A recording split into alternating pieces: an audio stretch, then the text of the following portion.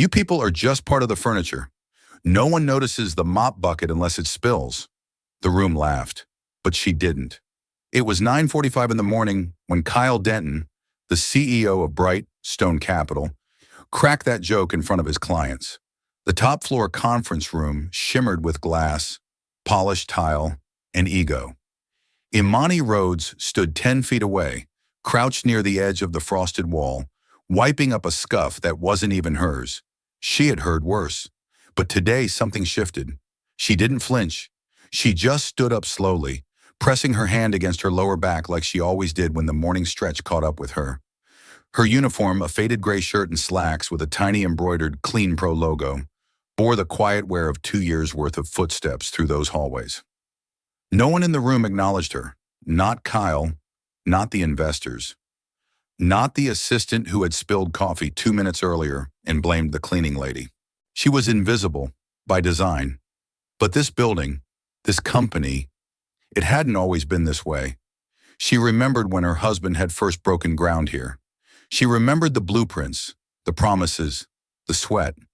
And now, watching it rot from the inside out, she had finally decided to step back into the story, but not as a ghost. Welcome to Jack's Stories, where real power is often hidden in plain sight. Where are you watching from today? Drop your city or state in the comments, because what you're about to witness isn't just about a mop and a bucket. It's about legacy, silence, and what happens when the one you overlooked owns the floor beneath your feet. They called her ma'am when the regional compliance officers visited, Clean Pro staff on internal schedules, and just her when no one bothered with names. No one ever said Imani, not once. Every weekday, long before the building came to life, she arrived. By 6 o'clock, her ID badge had been scanned, her card unlocked, and her steps already echoing through the quiet glass atrium of Bright Stone Capital's headquarters in Uptown Charlotte. She moved through it like clockwork. Bathrooms first, then reception, then the executive suites on the 9th floor. Not that anyone noticed the pattern. There was something sacred about the silence before ambition woke up. The same people who ignored her every morning would later fill the boardrooms debating employee retention strategy and public trust metrics. She heard it all. She heard too much. 2 years ago, when Bright and Stone started losing contracts and respected partners started walking away quietly, she felt something deeper was wrong. The numbers on press releases were up, but the soul of the company, the rhythm, was off. She couldn't explain it. She felt it, and so she returned. Imani hadn't always been an outsider. 21 years earlier, she and her late husband Luther had owned 3 parcels of land on what was then the outskirts of Charlotte.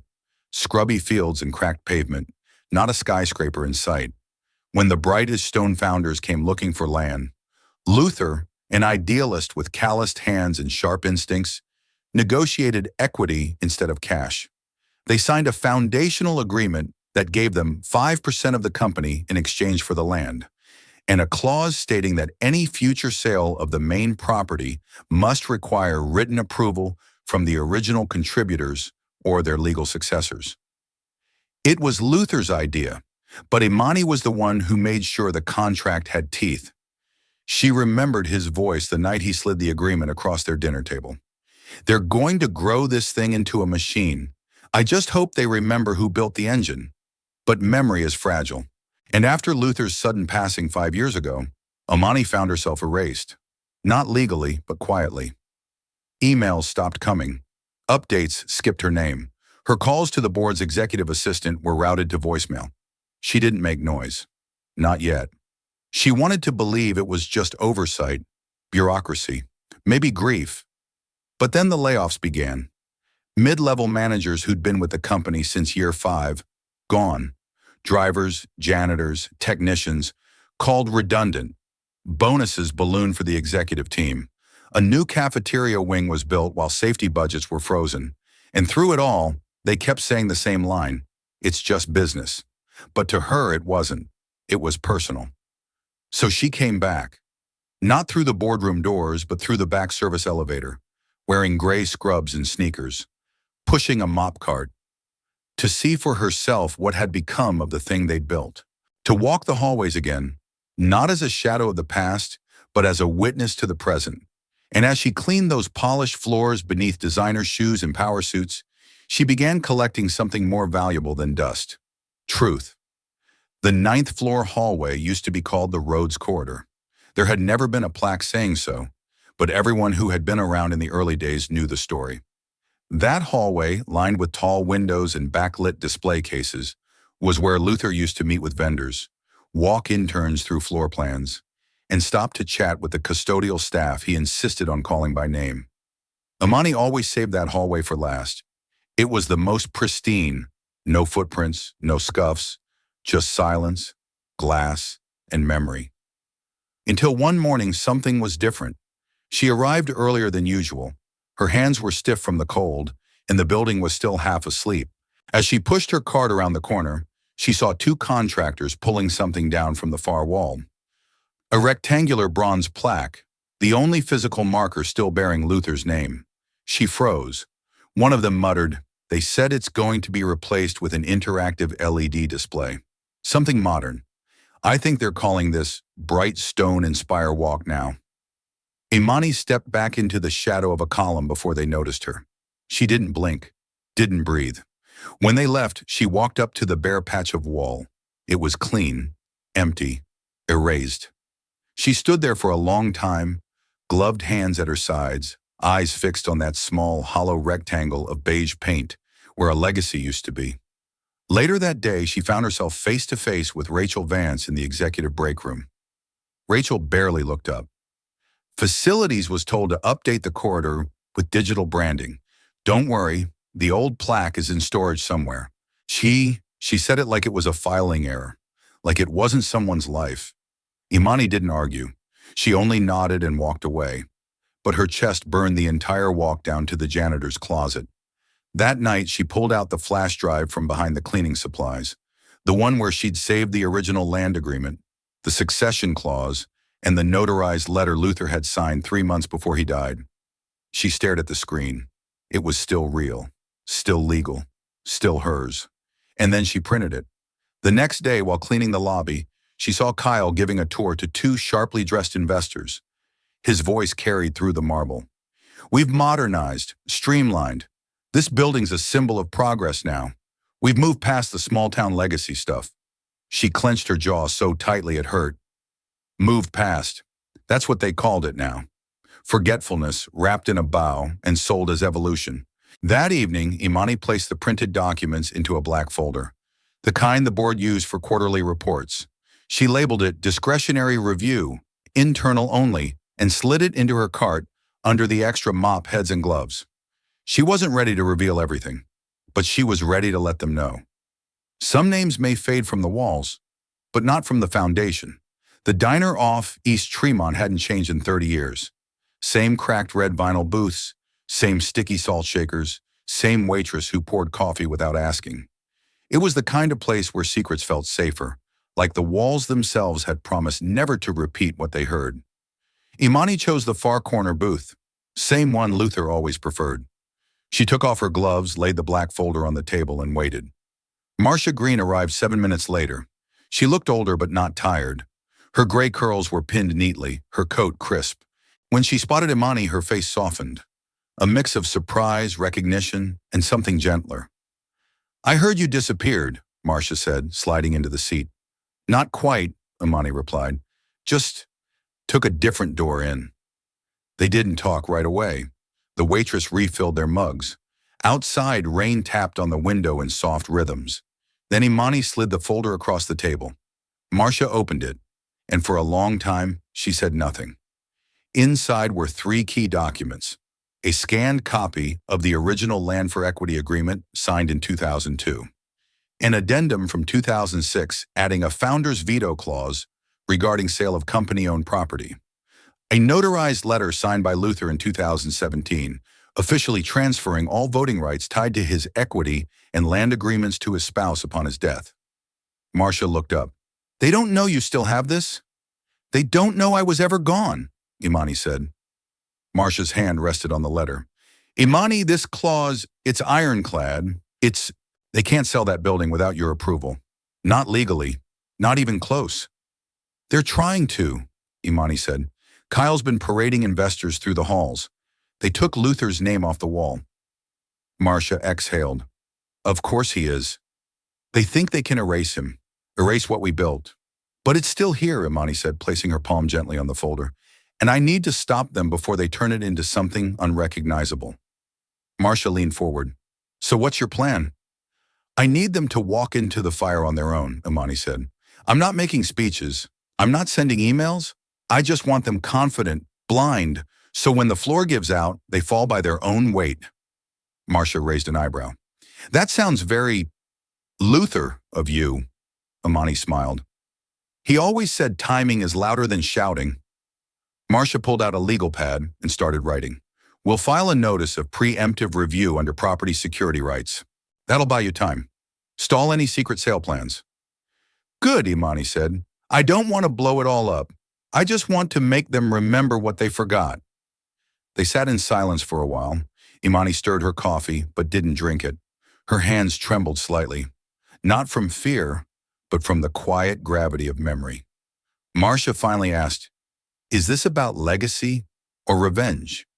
Imani looked out the rain-speckled window. It's about keeping a promise. She didn't elaborate. She didn't have to. They never even saw her coming. On the morning of the quarterly board meeting, everything looked the same. The front desk glowed under fluorescent lights. The receptionist, Tasha, wore her usual navy blue blazer and chewed the cap of her pen as she stared at a spreadsheet. Upstairs, catering staff arranged miniature croissants on a silver tray, and Kyle Denton stood in the lobby with two junior VPs, laughing too loud at something none of them found that funny. Nothing in the building suggested that today would be any different, but Imani had not come to clean. She walked through the front entrance at 8:22 a.m., wearing a tailored navy blazer over a cream blouse, black slacks, and flat leather shoes that had never once touched bleach water. Her hair was brushed back into a soft twist, and in her right hand she carried a black folder. No one recognized her. Not at first. Tasha blinked as the security scanner beeped and the glass doors opened. Then her eyes widened. She opened her mouth but said nothing. Imani gave her a polite nod and walked past. The elevator chimed. Floor 8. Upstairs, the conference room buzzed with low chatter. Kyle was already at the head of the table, tie loosened, sipping lukewarm coffee. Rachel Vance scrolled her phone, seated to his right. Around the long walnut table, 10 board members reviewed packets labeled Q2 Vision Alignment. At exactly 8:30, the meeting began. Kyle cleared his throat and started with the usual agenda. Growth metrics, regional development charts, shareholder updates. It all sounded sleek and harmless. 5 minutes in, the door opened. She stepped inside without announcement, her movements unhurried, expression unreadable. One hand on the black folder, the other at her side. Kyle didn't even look up. Facilities should come in after hours. We're in session. She stood still for a moment. Then she spoke. I'm not here for maintenance. The room paused. Rachel looked up, confused. I'm sorry, do you have an appointment? I do, Imani replied calmly. And as of last night, the board secretary received the updated ownership directive, filed with the North Carolina Secretary of State. Now Kyle looked up. Imani moved slowly toward the far end of the table, her shoes making the softest sound against the marble floor. She placed the folder down gently and opened it. Inside were the same 3 documents Marcia had reviewed. The original Land for Equity Agreement, the veto clause on property sales, and the signed, notarized letter transferring full voting rights to her after Luther's death. There was also one more sheet, a notarized board intervention request, citing misuse of executive bonus authority, suppression of internal whistleblowing, and attempted sale of protected assets. Before anyone could speak, the door opened again. Marcia Green entered, dressed in charcoal gray, briefcase in hand. Her voice was calm and clear. My name is Marcia Green, legal counsel for Mrs. Imani Rhodes, co-founder and primary rights holder of the Bright Stone Capital founding agreement. Kyle's jaw tensed. That agreement is outdated, he said, voice rising. It is not, Marcia said simply. It was reviewed, confirmed, and filed within the last 48 hours. It remains in force under Articles 4 and 8 of your own internal bylaws. Curtis Lang, one of the older board members seated near the end, leaned forward squinting. Imani Rhodes, as in Luther's wife?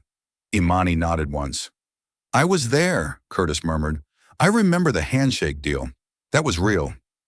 Rachel stood slowly. Even if this is accurate, it doesn't change the current governance structure. The sale isn't final, Imani interrupted, not with volume, but with certainty. You removed my husband's name from the building. You rewrote the story of how this place was built. You erased the people who carried it on their backs. But the foundation knows, and the law remembers. She turned to Kyle.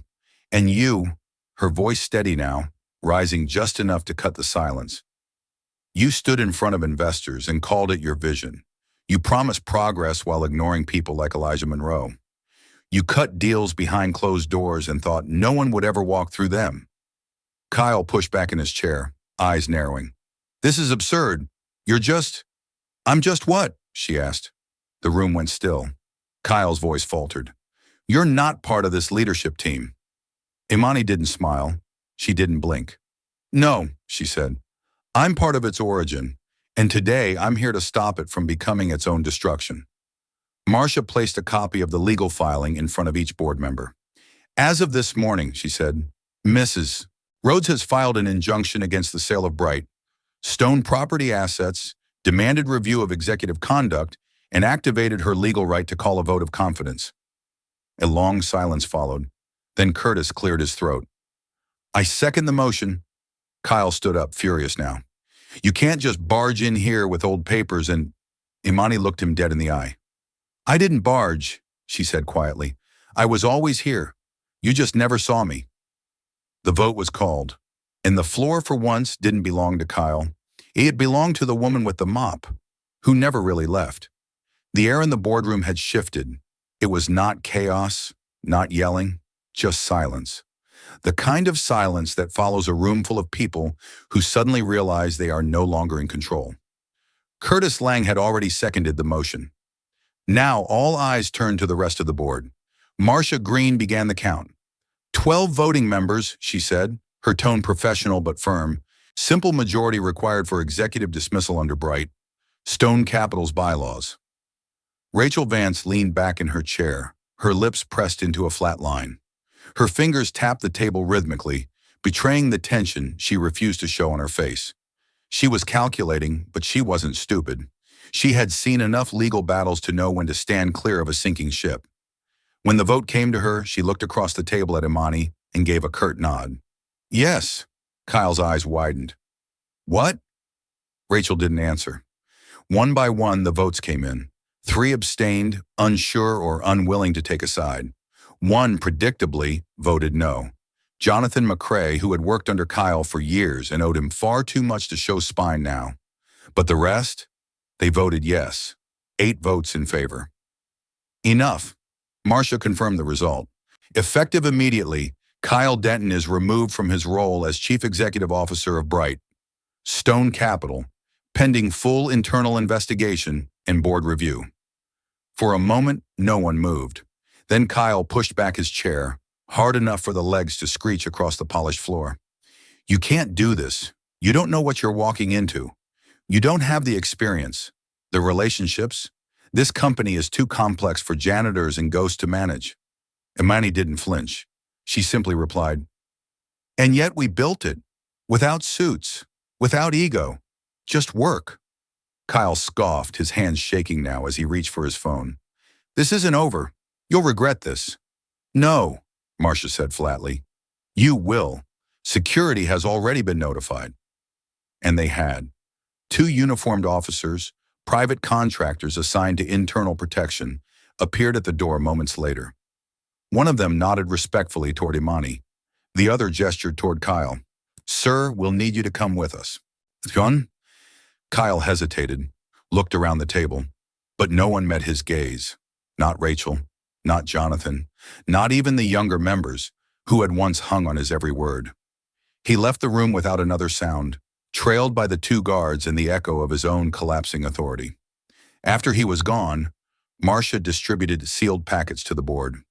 Inside is a preliminary report of misconduct, compiled with documentation gathered over the past 12 months. There are names, dates, and discrepancies that require your review. Imani remained at the far end of the table, her hands resting lightly on the folder in front of her. I didn't come here to take a crown, she said. This isn't about replacing one tyrant with another. It's about remembering who we are and who this place was meant to serve. Curtis nodded slowly. So what happens next? Imani's voice was steady, not loud, but with weight. We start listening, we start repairing, and we bring back the people who should never have been forced out. Someone knocked lightly on the door. It was Tasha from the front desk. Her voice was cautious. Sorry to interrupt, but there's a crowd gathering downstairs. Imani raised an eyebrow. A crowd? Tasha nodded. Employees. Words spreading. They saw Kyle escorted out. Marcia stood. This isn't a media event. Let's keep this internal until legal finishes processing. But Imani shook her head. No, they've been shut out long enough. Let them hear it from me. 5 minutes later, Imani walked into the central atrium of the building. The crowd was larger than she expected. Janitors, drivers, IT staff, junior analysts, receptionists. Some looked confused, others hopeful. All were waiting. She stepped onto the small landing above the steps and looked down at them. No microphone, no podium, just her voice. I know many of you don't know my face, and for a long time, that was on purpose. I needed to see this place for what it had become, not what it pretended to be. And I saw you. I saw how hard you worked. I saw who was overlooked, who was silenced, who was pushed aside. She paused. I'm not here to be a savior. I'm here because I remember the foundation, because I promised someone I loved that I would protect it, and because I believe this company still has a chance to become something better. The atrium remained silent, but the energy shifted. Shoulders straightened, eyes lifted. Imani closed with one line. If you're ready to rebuild, not with slogans, but with people, then I am too. And the silence broke, not with cheers, but with nods, with murmurs of yes, with the sound of a company remembering itself. By the following Monday, the building felt different. Not louder, not brighter, just different. The buzz of nervous energy had given way to something steadier, a cautious optimism. People walked slower in the halls, not because they were tired, but because they were watching, waiting to see if what had happened last week was real, or just another performance in a company known for surface-level change. Imani arrived at 8 o'clock sharp, parking her car in the same side lot she had always used during her nights on janitorial rotation. The executive parking area was offered to her, but she declined. Let me earn that spot the right way, she told Marcia, and she meant it. She took the service elevator, again by choice, and stepped out with a leather-bound notebook tucked under her arm. She was no longer invisible. People greeted her in the hallway now, not with fear but with curiosity. Some said, "Good morning, ma'am." Others simply nodded, as if still unsure whether the story they heard was true. Her first action wasn't a speech or a press release. It was a notice. A white sheet posted in the break room, on the employee portal, and outside every department entrance. It read, Open session with Imani Rhodes. Listening forum, Wednesday at noon. All departments welcome, no hierarchy enforced. There were no chairs at the forum. She stood on the same floor level as everyone else. Her notebook open, a pen in hand, no assistants flanking her, no legal team whispering in her ear. People hesitated at first. Some stood against the wall, arms crossed. Others sat on the floor, unsure whether this was another engagement initiative or something real. Imani began the session without preamble. You've heard my name. Some of you remember Luther, most of you don't. That's not your fault. This place buried more than one name over the years. But I'm here now, and I don't want to lead through mystery. I want to lead by listening. That opened the floodgates. One by one, employees began to speak. A payroll associate shared how they'd been asked to delay employee reimbursements to make the quarterly numbers look stronger. A facilities supervisor explained how maintenance requests were routinely downgraded unless they affected executive bathrooms. A woman from human resources broke down in tears, recalling how she was pressured to classify a racial harassment complaint as communication breakdown to avoid external reporting. Imani listened. She took notes. She asked questions but never interrupted. She repeated back what she heard to ensure she understood. For 2 hours, the session continued. At the end, she closed her notebook and made just one statement. This was not a venting session. This was the beginning of accountability. 2 days later, she reinstated the Internal Ethics Council that had been disbanded 5 years prior. Membership was drawn from every level: janitorial, logistics, finance, even reception. Every person had equal vote, no titles. No. But the first name she brought back wasn't on any spreadsheet. It was Elijah Monroe. She called him herself. The conversation was short, but it mattered. Elijah, this is Imani Rhodes. A pause, then cautious. Yes, ma'am. I read your analysis, the one you sent that never got a response. Another pause. You saw that. I did. And you were right. About all of it. I got fired for it. I know. That's why I'm asking if you come back. This time not as a risk, but as someone I trust to tell the truth. Silence, then a soft, yes, I would. He returned the following Monday. No fanfare, no announcement. Just a new badge, a new desk, and a new title. Director of Integrity Systems. His job wasn't just to audit policies. It was to build a structure where silence could never become company culture again. People noticed. They noticed that Elijah walked with more purpose, more ease. The janitors smiled when they passed him.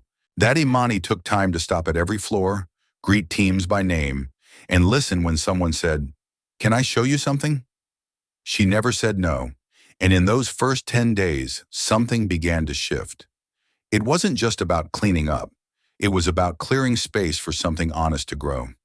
It arrived quietly, folded in thirds, and slipped between the second and third shelves in the janitorial supply closet on the 6th floor.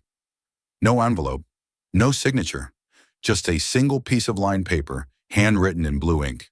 Elijah Monroe found it by accident. He had stopped by to thank the night crew for handling a plumbing leak without complaint. When he reached for a spare roll of paper towels, the note slipped loose and fluttered to the ground. He picked it up, expecting another maintenance report or maybe a supply request. But it wasn't that. It was addressed simply at the top in careful cursive. To whoever finally decided to care. He read it once, then again. Then he took the stairs 2 at a time until he reached the 8th floor, walked directly into Imani's temporary office, and handed her the paper without a word. She read it slowly, her eyes scanning every word as if the writer were standing across from her, waiting. The letter said, "I don't know if you'll ever read this. I don't even know if you're real. But I need to say this somewhere. I worked here for 8 years. My name doesn't matter. What matters is, I used to believe in this place. I used to stay late to fix what others ignored. I took calls at midnight. I trained new hires without ever being paid for it. And one day I spoke up in a meeting. I said a department head was misusing his travel budget. I even had receipts. 3 days later, I was let go due to restructuring. My badge stopped working. My health benefits vanished. I left with nothing but the clothes I wore that morning, and I never told anyone. Because I thought maybe it was my fault. Maybe I expected too much. But lately I've heard whispers. Something's changing. Someone's listening. If that's you, thank you. Even if I never come back, I needed to know that someone remembered what this place used to be. That someone still believes it can be more than a name on a building. Imani sat still for a long time. Then she folded the letter, placed it in the top drawer of her desk, and told Elijah, "We need to speak to everyone, not in a memo, not in a press release, in person." 2 days later, every employee received a message, not from the communications department, but directly from Imani's inbox. The subject line was simple: "You are invited."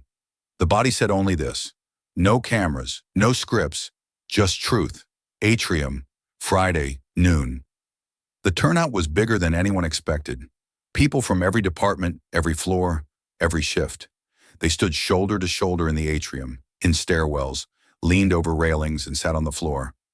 No one knew what to expect. Imani walked out without a microphone, without notes, just her voice. She began softly but clearly. "I never planned to give this speech because I didn't think I needed to. I thought if I showed up, worked hard, listened, and acted with integrity, that would be enough. But it turns out silence has its own cost. She looked around the room, pausing to let the moment settle. You've seen things. You've felt them. You've carried the weight of unfair decisions, invisible ceilings, and voices dismissed without cause. I have too. I walked these halls for months, pushing a mop, because I needed to feel what you feel. And what I found was a company full of people trying to do the right thing, trapped under a system that punished honesty and rewarded arrogance. The room remained silent, but no one looked away. I'm not standing here today as a savior. I'm not here to pretend that I can fix years of damage overnight. But I am here to say that this building, this company, this foundation, it was never built by title holders or press releases. It was built by people like you, and it will be rebuilt by people like you. She pulled the folded letter from her pocket and held it in the air. This was left anonymously in a supply closet. I don't know who wrote it, but I believe every word, and I want whoever did write it to know. If you ever want to come back, the door's open. And this time, it won't be slammed shut behind you. A murmur spread through the crowd. Not loud, not dramatic, just the sound of something real beginning to wake up. Imani smiled softly. We will make mistakes. We will stumble. But the difference now is that when you speak, someone will listen. When you work, you will be seen. And when you show up, you will not be erased. She ended with only one sentence. This is not a rebranding. This is a return. And for once, the applause wasn't polite. It was earned. 2 weeks after the letter, something changed in the way people walked through the building. It was subtle at first.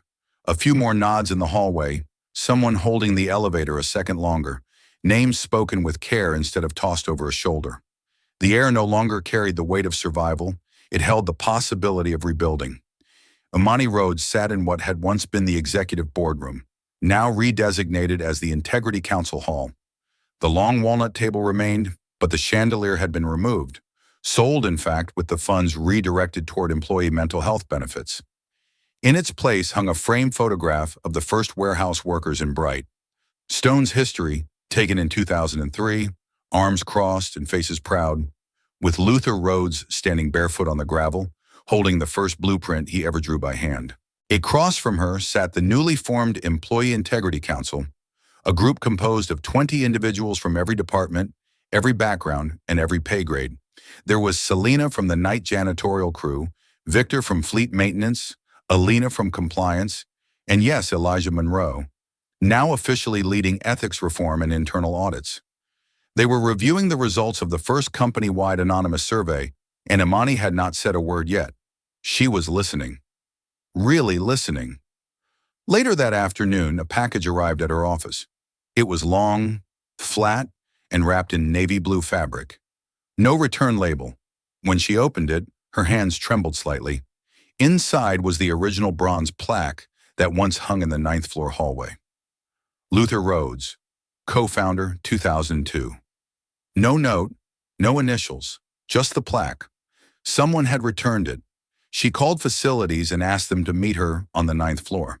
When she arrived, the same contractors who had taken it down weeks earlier stood ready, their expressions quiet, eyes lowered.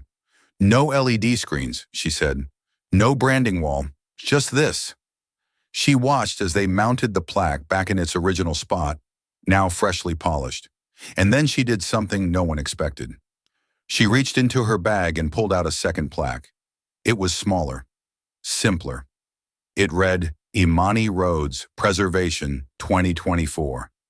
She didn't say anything, just handed it over. The contractor hesitated. You want this next to his? Imani looked up, her voice calm. No, just beneath. He nodded. When the plaque was secured, she ran her hand over both names. Then she turned and walked down the hallway, her reflection briefly mirrored in the polished glass. The same corridor once walked by Luther, the same one she had cleaned for years unnoticed. That Friday, she stood before the entire company one last time, not to end something, but to mark the beginning of what she called the rebuild. She wore no blazer this time, no heels, just a light gray shirt, flat shoes, and a wristwatch that had once belonged to Luther. Behind her, a screen projected three simple words in white serif font: honor, listen, repair. She looked over the crowd, not just employees, but their families, retired workers, and even a few who had once been quietly dismissed and were now back, seated with heads held high. "This company doesn't belong to me," she said. "It belongs to everyone who ever cared enough to stay late, who cleaned without recognition, who showed up without applause. We forgot that, and we paid the price." She stepped aside, gesturing toward the screen. "These are not slogans. These are promises. And promises," she paused, "must be kept." Then she shared the final initiative of her leadership transition: a permanent program to fund professional development and emergency assistance for support staff, named the Quiet Backbone Fund. "We don't rise by forgetting where we started. We rise by remembering who held the weight when we couldn't." The atrium, once a place of tension and whispered complaints, now filled with something stronger than applause. It filled with dignity. After the event, as people trickled out into the afternoon light, a young intern stopped her in the lobby. Nervous, fidgeting with her ID badge, she looked up at Imani and said, "I never knew your story. I just thought you were the cleaning lady." Imani smiled gently. "I was." The girl looked unsure. "But you're also the owner." "No," Imani said. "I'm the reminder." She walked away after that, slowly, steadily, the way someone does when they've finished what they came to do. Later that evening, she returned to the 9th floor one more time. The hallway was empty, the lights low. She paused beneath the two plaques and whispered something no one else heard. "Still yours, love. Always was." Then she turned, took the stairs instead of the elevator, and disappeared into the rhythm of a company finally learning how to remember. Because some people are never seen until they choose to be. And by then, it's too late to unsee them.